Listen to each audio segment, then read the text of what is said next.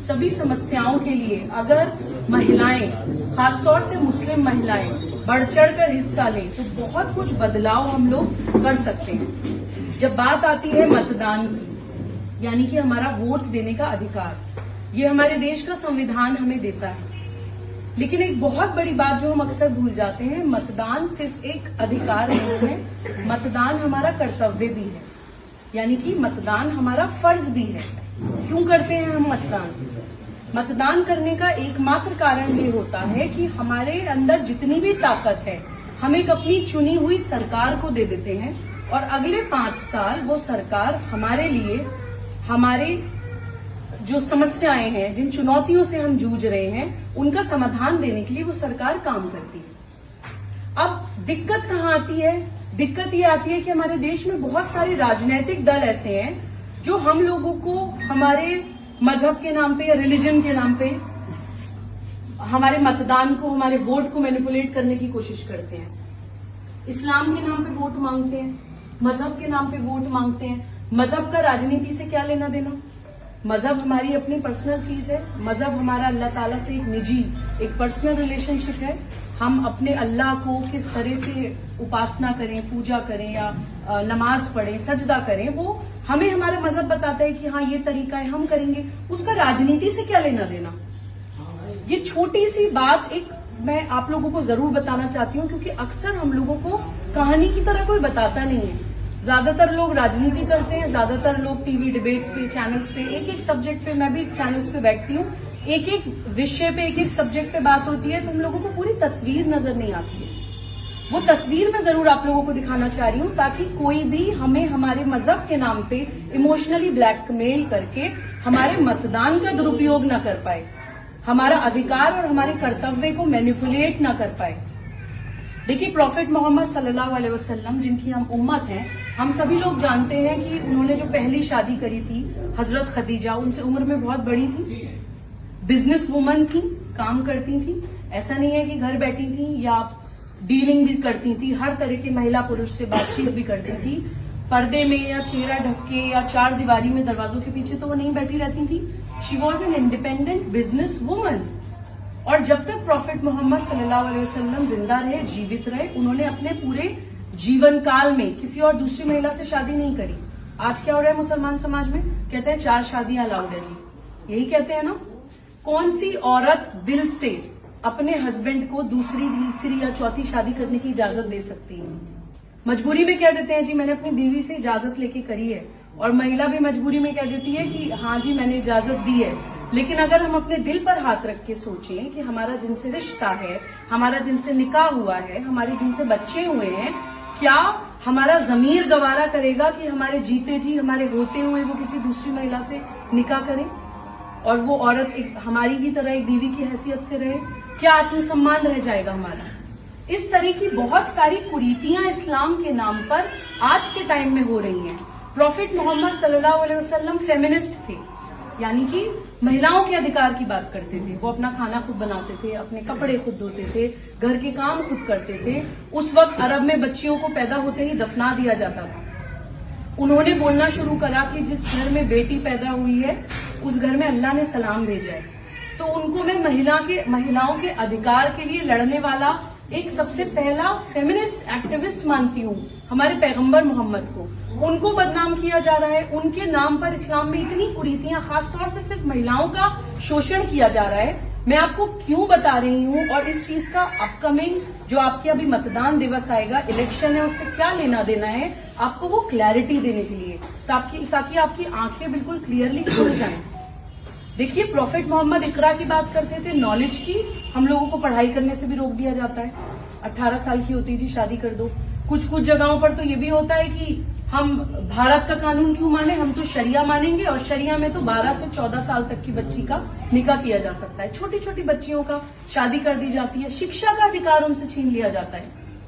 हम लोग अपने अभियान में पहुंचे हैदराबाद, वहां पे असदुद्दीन ओवैसी साहब लीडर हैं, हम लोग अक्सर टीवी पर भी देखते हैं, बहुत मुसलमानों की बात करते हैं, अल्लाह की बात करते हैं, अल्लाह अकबर बोल के हम लोगों को इमोशनली ब्लैकमेल करते हैं। वहां पर महिलाओं की क्या स्थिति है?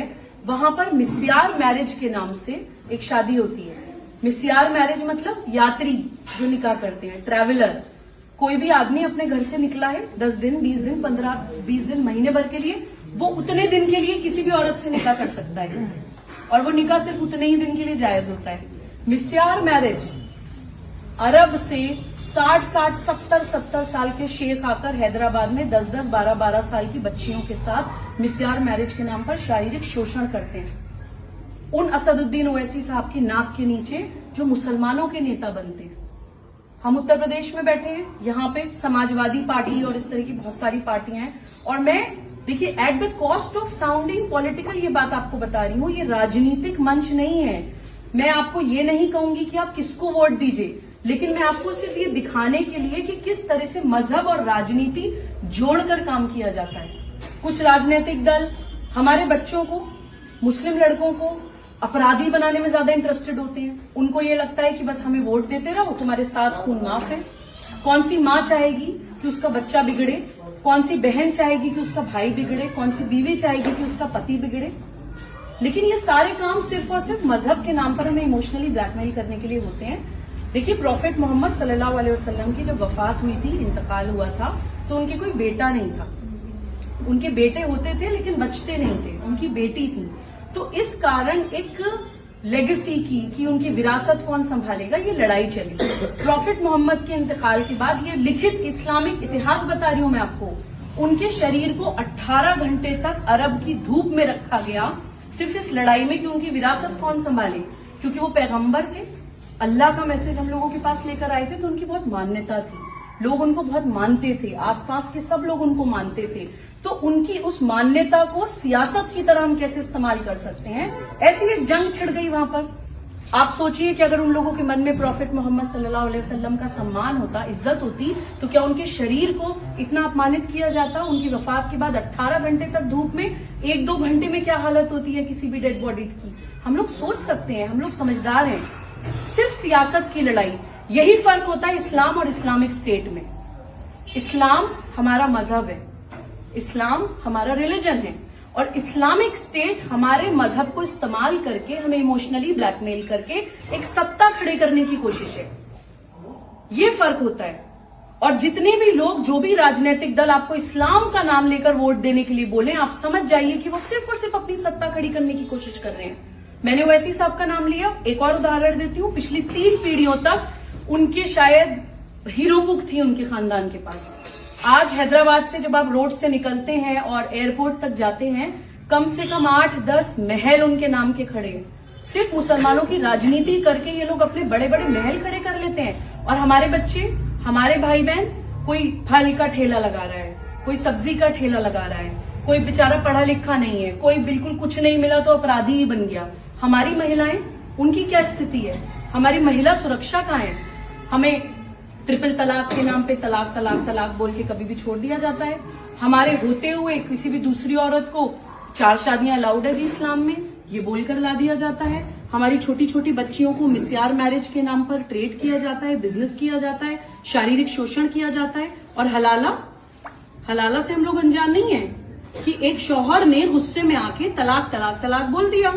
अब लेकिन क्योंकि वो रखना चाहता है, या फिर बीवी गिड़गिड़ाई कि भाई मुझे मत छोड़ो, मैं तुमसे मोहब्बत करती हूँ, मेरे बच्चों का क्या होगा, गलती उसकी, और महिला से हलाला कराया जाता है कि अब नहीं, अब तो तलाक हो गया जी, अब तो आप किसी दूसरे आदमी से निकाह करेंगी, उसके साथ शारीरिक संबंध बनाएंगी, फिर वो तलाक देगा, तब आप दोबारा अपने शौहर से शादी कर सकती हैं। क्या आपकी कोई गलती थी? कोई गलती ना होते हुए भी इतना ज्यादा शारीरिक और मानसिक शोषण मुसलमान महिलाओं के साथ हो रहा है। ये 2 लोगों से प्लीज हम लोग सावधान हो जाएं। एक इस्लाम के झूठे ठेकेदारों से, जो इस्लामिक स्टेट है, इस्लाम नहीं, इस्लामिक स्टेट, पंथ सत्ता, मजहब के नाम पे सत्ता फैलाने वालों से हम सावधान हो जाएं, और हमारे मजहब को इस्तेमाल करके राजनीति करने वाले लोगों से, राजसत्ता से हम सावधान हो जाएं। मतदान केवल और केवल इस आधार पे दिया जाता है कि हमें बेहतर शिक्षा सेवाएं कौन दे सकता है, हमें बेहतर स्वास्थ्य सेवाएं कौन दे सकता है, हमें महिला सुरक्षा कौन दे सकता है। मैं भी उत्तर प्रदेश की बेटी हूं। अब 2017 से पहले मैं उत्तर प्रदेश में घूमती थी, कहीं लड़के छेड़ रहे हैं, कहीं गली मोहल्लों चौबारों में टोलियां बैठी हैं, गैंगस्टर्स, माफियाज, गुंडाराज। मतलब मुझे नहीं लगता कि यहाँ पर बैठी हुई कोई भी महिला इस चीज से अनजान होगी।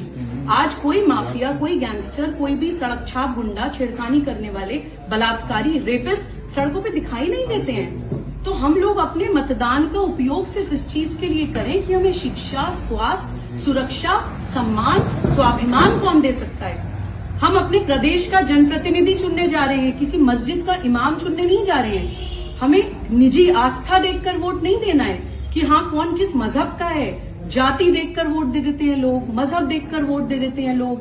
तो देखिए, हम लोग मुस्लिम महिलाएं, हमारे पैगंबर इकरा की, जैसे मैंने बोला, नॉलेज की बात करते थे। हम लोग किसी भी समस्या में होते हैं, हम जानमाज बिछाते हैं, अल्लाह के सामने सजदा करते हैं, एकदम दिल खाली हो जाता है, हमें अपने हर सवाल का जवाब अल्लाह से ही मिल जाता है। तो हम क्यों ऐसे झूठे मजहब के और राजनीति के ठेकेदारों में के कहने में आकर अपने बच्चों के भविष्य को खतरे में डालते हैं। तो मैं आपसे सिर्फ ये रिक्वेस्ट करूंगी कि अपने मतदान का सदुपयोग करिए। ये सारी चीजें बैठकर सोचिए कि बेहतर सुविधाएं हमें कौन दे रहा है। मैं मेरठ से आती हूँ। मेरठ में प्यारेलाल करके एक हॉस्पिटल है, वहां पर 2 रुपए की पर्ची बनती है और वहां पर तकरीबन, जब मैं गई, मैं एक महिला को लेकर गई थी, 400 से 500 महिलाओं की लाइन थी और सारी महिलाएं बुरखे में थी, सारी महिलाएं मुसलमान थी। 2 रुपए की पर्ची और इंटरनेशनल लेवल की फैसिलिटीज थी अस्पताल में। ऐसा लग रहा था कि किसी प्राइवेट हॉस्पिटल में आ गए हैं। तो मैं आप लोगों को ये नहीं बोलूंगी इसको वोट दीजिए, उसको वोट दीजिए, क्योंकि मैं किसी राजनीतिक दल का हिस्सा नहीं हूं। ये कोई राजनीतिक भाषण नहीं है। लेकिन मैं आपको ये जरूर बोलूंगी कि एक बार सुकून से वजू करिएगा, अल्लाह ताला के सामने सजदा करिएगा और अपने दिल से ये सवाल पूछिएगा, अपने जमीर से ये सवाल पूछिएगा कि हमें बेहतर शिक्षा कौन दे सकता है, हमें बेहतर स्वास्थ्य कौन दे सकता है, हमें बेहतर सुरक्षा कौन दे सकता है, किसके हाथ में हमारे बच्चों का भविष्य सुरक्षित है। यही बात कहने के लिए मैं आप लोगों के बीच में आई थी। इतनी देर बैठने के लिए बहुत बहुत धन्यवाद। जय हिंद, वंदे मातरम।